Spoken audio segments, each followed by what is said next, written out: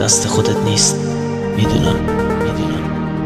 تنظیم الیاس شیرزاد با صدای میلاد بیک و علی اصحابی.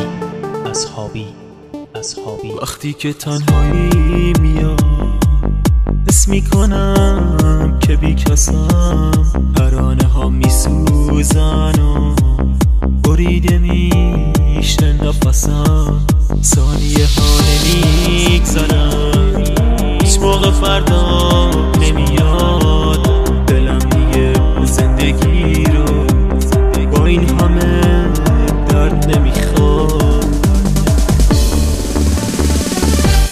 بس آخه چقدر میخوای منو به بازی بگیری، عشقی که راحتم کنی، بگی الهی بمیری، بیرحمی عادتت شده، دست خودت نیست میدونم، آخر یه روز میری یا من تو حسرت تو میمونم، دست خودت نیست میدونم.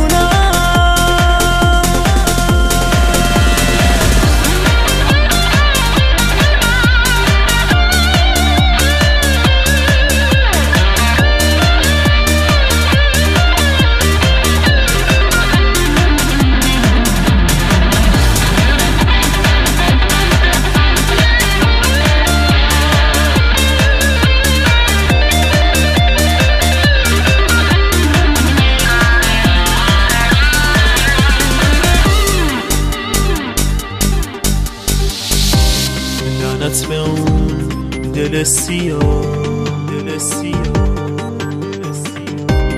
نفرین به این وقت بدم، سیاه شده روز و شبم،